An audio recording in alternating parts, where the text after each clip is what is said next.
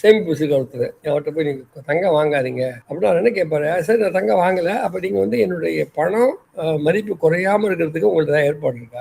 என்ன வட்டி வீதம் கொடுக்குறீங்க? இல்ல என்னுடைய பணம் வந்து வீணா போகாது, காணாம போகாதுங்கிற உத்தரவாதம் கொடுக்க முடியுமா?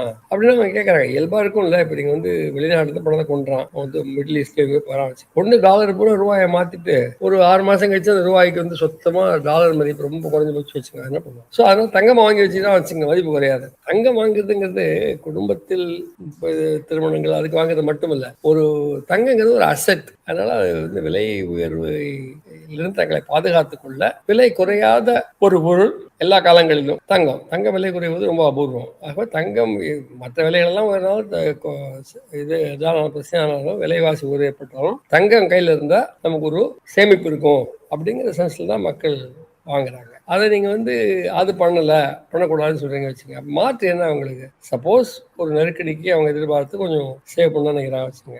மதிப்பு இழக்காத மாற்று ஒன்று சொல்லுங்க நீங்க.